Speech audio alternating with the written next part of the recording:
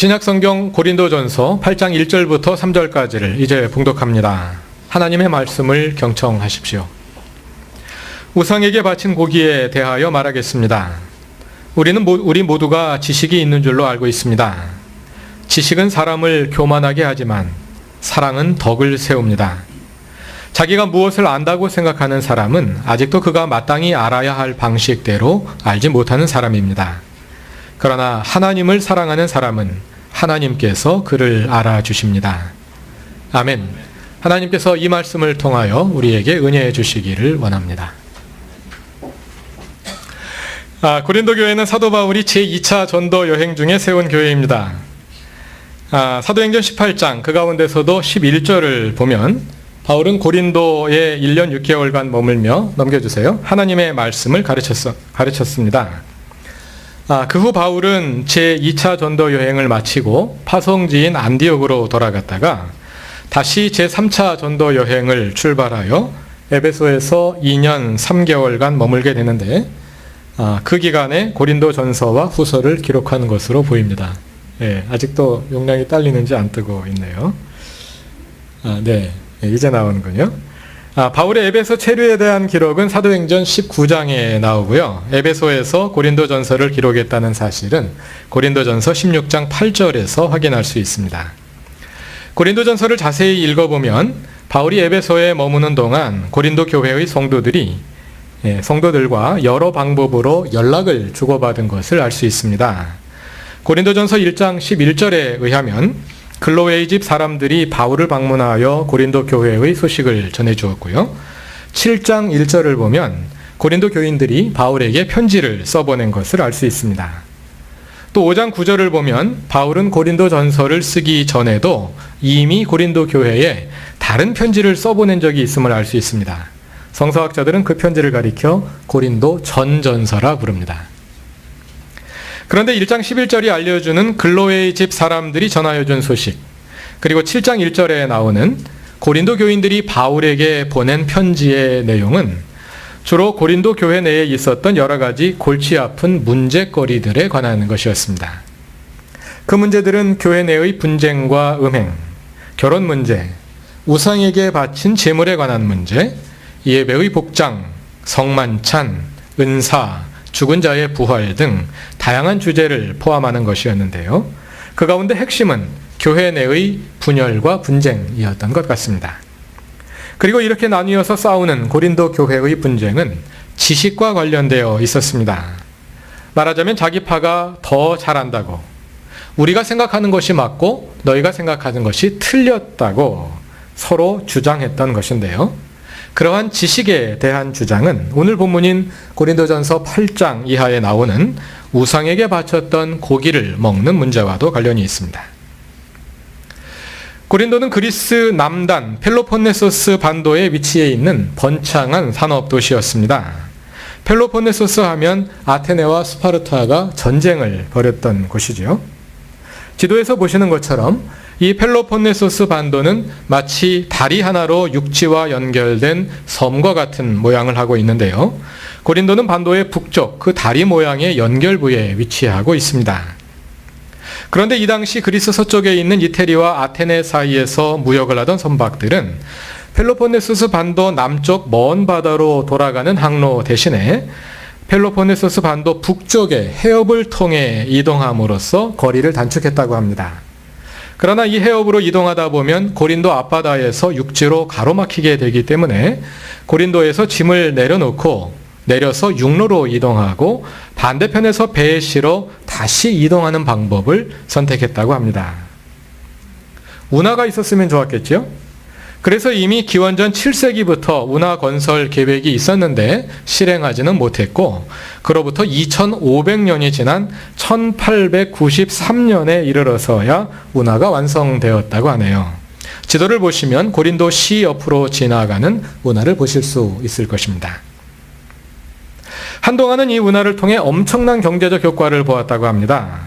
그러나 지금은 화물선들이 커지다 보니까 운하가 너무 좁아서 이제는 대부분 유람선이 다니는 관광 상품으로만 사용되고 있다고 합니다. 다시 성서시대의 고린도로 돌아가 봅시다. 고린도는 이러한 해상교통의 요충지에 있다 보니 자연히 상업과 운송업이 발전하면서 상당한 부가 축적되었습니다. 그러한 부는 풍요한 삶의 기반이 되었겠지만 그로 인해서 수많은 사회 문제와 윤리적 문제들이 생겨나기도 했습니다. 예를 들어 고린도전서 11장 17절 이하의 성만찬 본문에 나오는 것과 같은 부자와 가난한 자들 사이의 갈등이라든지 5, 6장에 나오는 성적 문란과 탐욕 같은 것이 경제적 풍요의 어두운 이면을 보여주는 것이라 할 수 있겠습니다. 뿐만 아니라 고린도의 풍요한 영향은 그 지역의 종교와 신전들에게까지 미치게 되었습니다. 그것은 고린도 교회에 새로운 고민거리를 안겨주었는데요. 그것은 이방 신전에 제물로 바쳐졌던 고기를 먹어도 되는가 하는 문제였습니다. 풍요를 누리는 사람들이 넘겨주십시오. 더 큰 풍요와 안전을 기대하는 가운데 많은 짐승들이 신전에 제물로 바쳐졌습니다. 그런데 제물로 바쳐진 고기들이 너무 많아서 신전에 소비되고도 남다 보니까 그 고기 가운데 상당량이 다시 시장에 되팔리게 되었습니다. 그러다 보니 시장에서 파는 고기 가운데 이방 신전에서 나오는 고기가 차지하는 비중이 매우 높았다고 합니다. 그러다 보니까 그 고기를 먹어도 되는가? 그리고 시장에서 고기를 살 때마다 이 고기가 도대체 제대로 된 경로를 통해 나오는 것인지 신전에 바쳐졌다가 나오는 것인지 고민거리도 생기게 되었고요. 또 그 고기를 먹어도 되느냐 하는 그런 문제로 그리스도인들 가운데 입장이 갈리게 되었던 것입니다. 이제 돌려주셔도 되겠습니다. 고린도전서에 나오는 다른 이슈들도 그렇습니다만 우상의 제물을 먹어도 되느냐 안 되느냐 하는 문제는 그리스도인들이 새로운 종교적 문화적 환경에 살아가면서 마주하게 된 새로운 윤리적 문제들의 성격을 대변하며 그런 점에서 오늘 우리에게 시사하는 바가 큽니다. 구약시대 유대인들은 이런 문제로 고민할 필요가 없었습니다. 왜냐하면 율법에 의하면 짐승을 도살할 수 있는 자격이 오직 제사장에게만 주어져 있었기 때문에 일반적인 경로로, 즉 제사장이 아닌 백정에 의해 도살된 모든 고기 자체가 불법이었고 더더구나 이방 신전의 제물로 바쳤던 고기에 대해서는 고민할 필요조차 없었던 것이죠. 그러나 제사장이 도살한 고기를 구하는 것은 성전과 제사장이 가까이 있는 팔레스타인에 사는 유대인들에게나 가능한 일이었을 뿐 전 세계 이방인들 가운데 흩어져 사는 디아스포라 유대인 대부분에게는 불가능한 일이었습니다. 그래서 그들은 일반적인 경로로 나온 고기를 사다 먹을 수밖에 없었고 그런 가운데 먹어도 되는 것과 먹으면 안 되는 것을 새로 가려내야 하는 새로운 윤리적 문제에 직면하게 되었던 것입니다. 그리스도인들도 그와 비슷한 윤리적 선택의 문제를 가지고 있었습니다. 아니, 그리스도인들에게 윤리적 선택의 문제는 유대인들보다 훨씬 더 복잡하고 고차원적인 문제였습니다. 왜냐하면 바울은 그리스도인들에게 율법을 강요하지 않았고 오히려 율법으로부터의 자유를 선언했기 때문입니다. 율법을 따라서 율법이 하라는 것은 하고 하지 말라는 것은 안 하는 것은 가장 간편한 방법이죠. 물론 그대로 지키는 것이 쉽지는 않습니다만 너무나 명확한 방법이 됩니다. 그런데 바울은 또 그리스도교는 율법에 우리가 더 이상 매여 있지 않다고 가르치면서 그러면 윤리적으로 마음대로 살아도 되느냐? 그건 또 아니거든요. 하나님의 뜻대로 살라고 말하면서 하나님의 뜻대로 사는 것이 어떻게 사는 것이냐 하는 문제를 단순한 방법으로 가르쳐주지 않은 것입니다. 그러다 보니까 이것이 이제는 더 복잡하고 고차원적인 문제가 되었던 것입니다. 그 가운데 하나가 이방 신전의 제물로 바쳐졌던 고기를 먹어도 되느냐 하는 문제였습니다. 이 논의가 고린도전서 8장부터 10장까지 꽤 길게 이어지고 있습니다. 어떤 사람들에게는 이것이 별 문제가 아니었습니다. 고기에 무슨 독극물이 들어간 것도 아니고 똑같은 음식인데 그런 것까지 고민을 해야 하나? 하고 생각하는 사람들이 있었습니다. 그러나 어떤 사람들에게는 그것이 심각한 문제였습니다. 그 사람들에게 이방인 신의 신전에 들어가 제단에 바쳐졌던 고기를 먹는다는 것은 매우 불편하고 꺼림직한 일이었고 하나님을 믿는 신앙 양심에도 위배되는 일로 받아들여졌기 때문입니다. 그럼 이 문제에 대해서 사도 바울은 뭐라고 답을 했을까요? 결론적으로 말하자면 그것은 중요한 문제일 수도 있고 중요한 문제가 아닐 수도 있다. 우상의 제물로 바쳐졌던 고기를 먹는다고 해서 죄를 짓는 것이 아니지만 그렇다고 해서 남 신경 안 쓰고 마음대로 먹는 것도 좋은 태도는 아니다. 이 사람한테는 이 사람이 옳다 하고 저 사람한테는 저 사람이 옳다 하는 황희정승 스타일의 대답입니다. 먼저 8장에서 바울은 그 고기를 먹어도 괜찮다고 말합니다. 본문 4절 이하에서 바울은 오직 하나님 밖에는 살아있는 신이 없기 때문에 이방 신전에서 섬기는 신들은 사실은 아무것도 아니고 아무것도 아닌 것 앞에 바쳐졌던 고기들이니 아무 문제가 될 것 없지 않느냐 이렇게 말합니다. 그러나 이러한 지식은 모든 사람이 공유하는 것이 아니었습니다. 지금까지 우상을 섬겨오던 사람들의 지식 속에서는 그 신들도 살아있는 신들이고 그래서 그 신들 앞에 바쳐졌던 고기들은 이미 그 신들의 소유가 된 것이기 때문에 그것이 아무것도 아니라고 생각할 수가 없는 것입니다. 그러니 그 고기를 먹는 행위가 그들에게는 신앙적으로 걸림돌이 될 수밖에 없었겠지요. 그러므로 너는 너의 지식으로 인해 그 문제에 대해 자유롭더라도 다른 이들은 너와 다른 지식으로 인해 그 일이 걸림이 될 수 있으므로 조심하여 행동하라. 이것이 8장에 나오는 권면입니다. 이어지는 9장에서 바울은 그러한 권면을 뒷받침하기 위해 바울 자신의 예를 듭니다.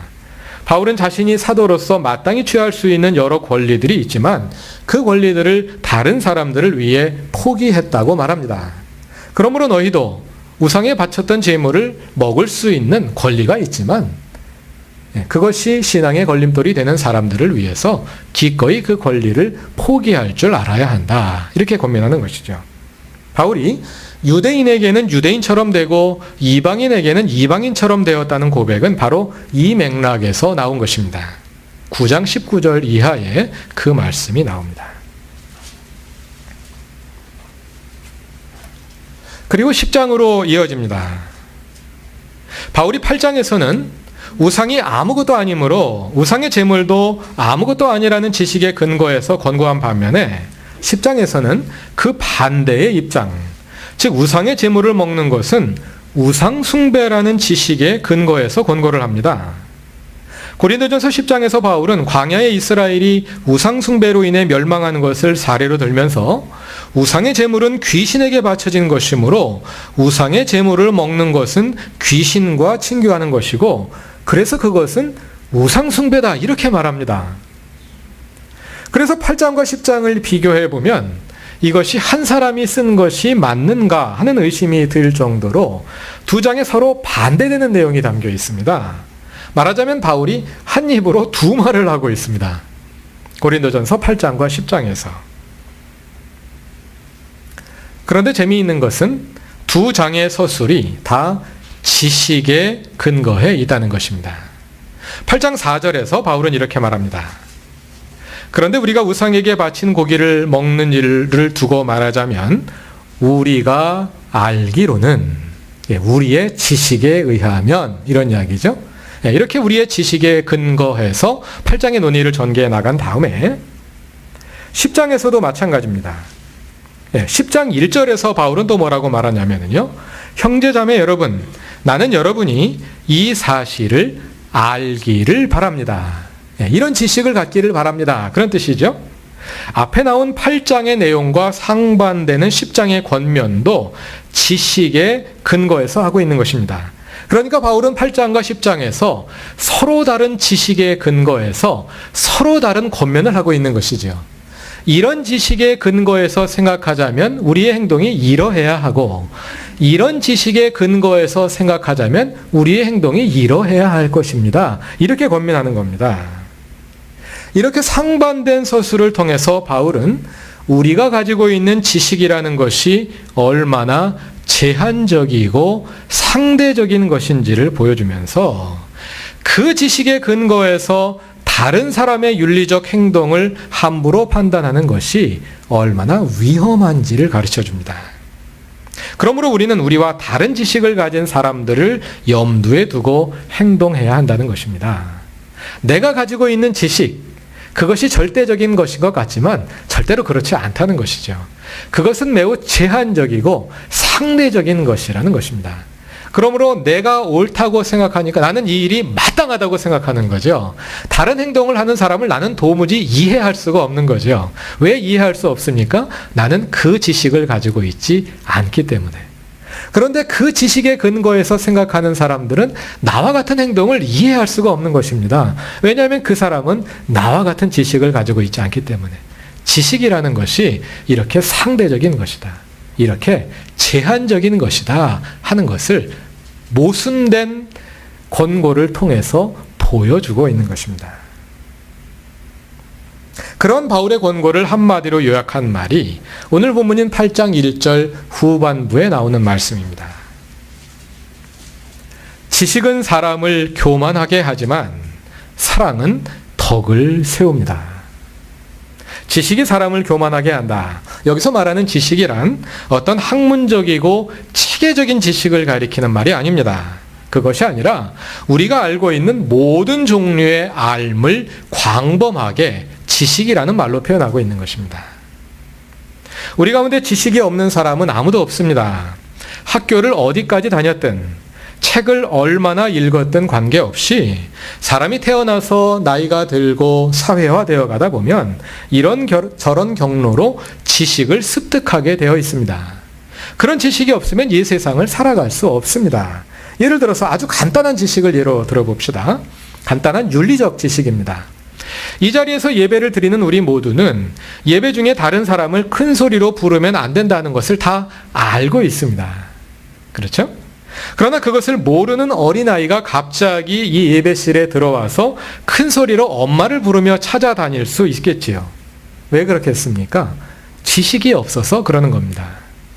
이렇게 우리 모두는 많든 적든 다 지식을 가지고 있습니다. 문제는 그 지식이 있느냐 없느냐가 아니라 내가 무엇을 안다고 생각하는 것입니다. 그리고 내가 아는 것이 맞고 상대방이 아는 것은 틀렸다고 생각하는 것입니다. 그런 태도가 우리를 교만하게 하는 것이지요. 1장에 나오는 지식이 그런 뜻이라는 것을 우리는 이어지는 2절과 3절에서 알 수 있습니다. 2, 3절에서 바울은 다음과 같이 부연 설명합니다. 자기가 무엇을 안다고 생각하는 사람은 아직도 그가 마땅히 알아야 할 방식대로 알지 못하는 사람입니다. 그러나 하나님을 사랑하는 사람은 하나님께서 그를 알아주십니다.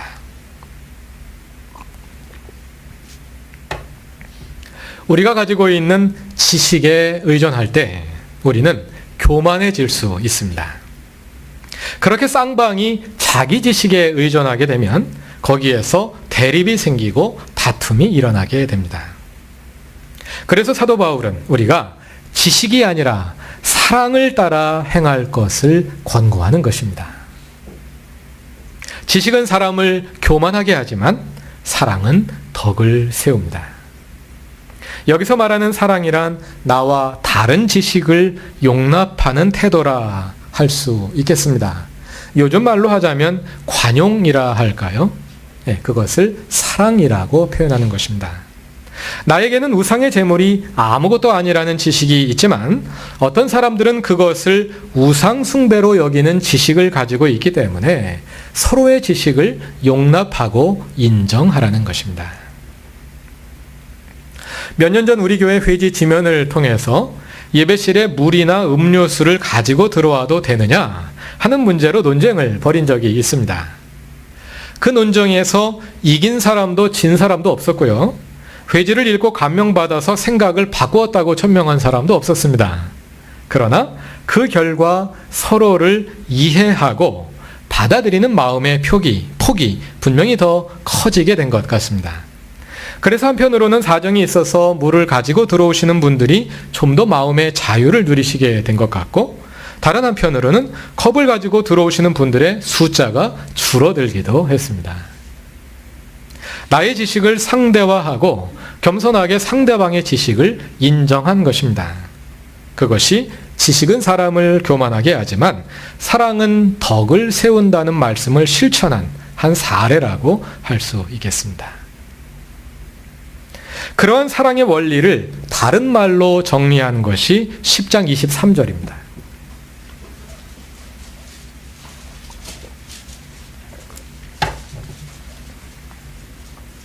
고린도전서 10장 23절을 다 같이 읽어보겠습니다.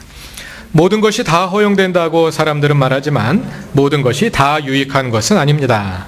모든 것이 다 허용된다고 사람들은 말하지만 모든 것이 다 덕을 세우는 것은 아닙니다.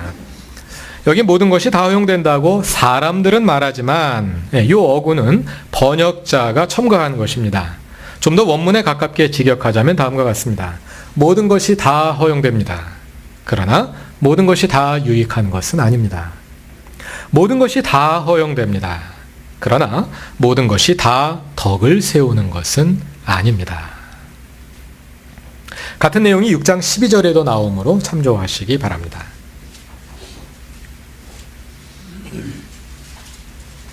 모든 것이 다 허용됩니다. 이 말이 헬라어로는 판타 엑세스틴인데요. 문자적으로 옮기자면 모든 것이 합법적이다. 모든 것이 다 율법에 부합한다. 이런 뜻입니다. 율법에 의하자면, 율법이란 할 행위와 하지 말아야 할 행위를 규정하는 것입니다. 그렇죠? 따라서 율법대로 하자면 먹든지 말든지 하나의 답이 나와야 합니다. 율법에 먹지 말라고 되어 있으면 먹지 말아야 할 것이고 아무 언급이 없다면 먹어도 되는 것이겠죠. 먹지 말라고 하는데 먹으면 죄를 짓는 것입니다. 그러나 바울은 먹어야 하느냐 말아야 하느냐 하는 질문에 대해서 먹는 것도 합법적이고 안 먹는 것도 합법적이다. 이렇게 지금 대답하는 겁니다. 모든 것이 합법적입니다. 그럼 어떻게 해야 됩니까? 그렇게 하면 우리의 행위의 기준이 아예 없어져 버리는 것 아니겠습니까? 그건 아닙니다. 바울이 말하는 것은 해도 되고 안 해도 되고 마음대로 하시오. 그런 말이 아니라 할지 말지 그 기준을 다시 세우라는 것입니다.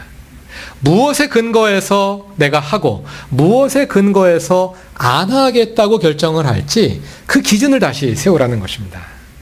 그 기준은 율법이 아니라 유익이라는 것입니다.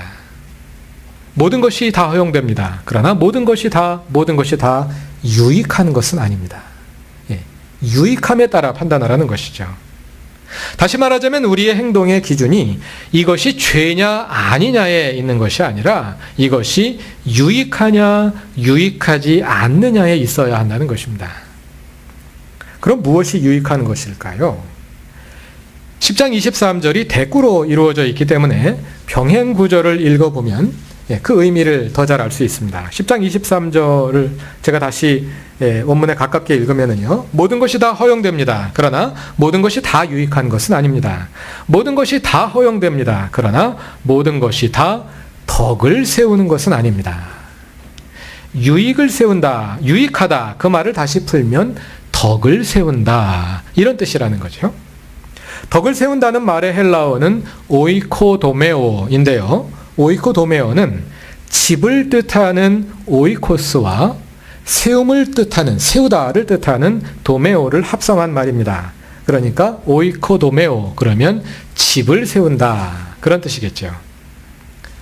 그 집이 무엇일까? 그 집의 함의는 이 단어가 쓰이는 맥락에 따라 달라질 것입니다.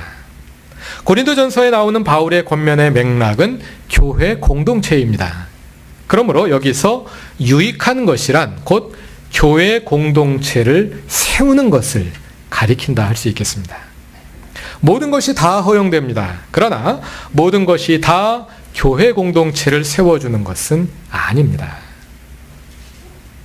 우상의 제물을 먹든지 말든지 그것이 죄가 되는 것은 아닙니다. 그러므로 마음대로 하느냐? 그건 또 아니라는 것이죠. 왜냐하면 모든 행동이 다 교회 공동체를 세워주는 것은 아니기 때문에. 그러므로 해도 되느냐 안 해도 되느냐 죄냐 아니냐 그것으로 판단하지 말고 나의 이 행동이 교회 공동체에 유익이 될 것이냐 유익이 되지 않을 것이냐를 두고 판단하라는 것이죠. 새로운 윤리의 기준을 제시하고 있는 것입니다. 모든 것이 다 허용된다. 그러나 모든 것이 다 유익한 것은 아니다. 그 원리를 좀 더 확대해 보자면 이 말은 율법을 대체하는 그리스도인들의 새로운 윤리적 삶의 한 원칙을 제시하는 것이라 할 수 있겠습니다. 믿음이란 하나님의 주 되심을 우리의 삶에 이루는 것인데, 그럼 하나님이 주 되시는 삶이라는 것이 구체적으로 어떤 것이냐? 하나님의 뜻을 따르는 삶이 무엇이냐? 우리가 어떻게 하나님의 뜻에 따라 윤리적 판단을 내릴 것이냐 하는 질문에 대해 그것은 바로 오이코도메오, 집을 세우는 삶이 바로 하나님의 뜻에 맞는 삶이다. 이렇게 답을 하고 있는 것이죠. 이 말씀은 우리의 삶의 다양한 맥락에 따라 다양하게 적용될 수 있을 것입니다.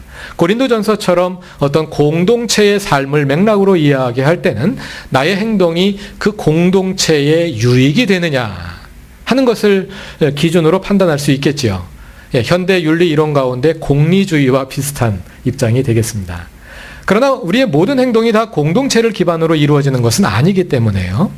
새로운 삶의 윤리적인 맥락에 따라서 그 집의 의미가 새로워질 수 있을 것이고, 그래서 새로운 다양한 맥락에 따라서 이 원리가 더 구체화될 수 있을 것입니다. 그러나 어떤 경우가 되었든 우리가 잊지 말아야 할 것은 우리의 삶의 기준은 지식이 아니라 사랑이 되어야 한다는 것입니다. 왜냐하면 지식은 상대적이고 제한적이고 유한하지만 사랑은 영원하기 때문입니다. 제가 그루터기 교회를 좋아하는 이유들 가운데 하나는 교우들이 서로의 지식을 존중하고 받아들여 주기를 잘 하신다는 점입니다. 그런 점에서 우리는 조용한 방법으로 서로 사랑하고 있다고 말할 수 있겠습니다. 그 점을 더 발전시켜서 새해에는 우리가 더 뜨겁게 사랑할 수 있기를 바랍니다. 그 뜨거운 사랑으로 그루터기 교회 공동체가 그리스도의 몸으로 더욱 세워져 갈 수 있기를 바랍니다. 그리고 그것이 새해에 일어날 나의 변화의 중요한 한 부분이 되었으면 좋겠습니다. 유한한 지식을 따라 행하지 않고 영원한 사랑을 따라 행하며 변화되어 가고 성숙해 가는 모든 교우들의 길을 하나님께서 지키시고 친히 이끄시기 바랍니다. 다 같이 기도드리겠습니다. 하나님, 우리의 제한적이고 상대적인 지식에 의존하지 않고 다른 사람을 인정하고 용납하며 사랑을 따라 살아가기 원합니다. 우리 그루터기 교회 공동체가 사랑을 따라 서로의 유익을 추구하는 삶을 통해 더 아름답게 세워져 가길 원합니다. 우리에게 더욱 서로를 품고 격려하고 이끌어주는 뜨거운 사랑을 허락하여 주셔서 그 사랑으로 함께 변화되어 가게 하옵소서. 예수님의 이름으로 기도드립니다. 아멘.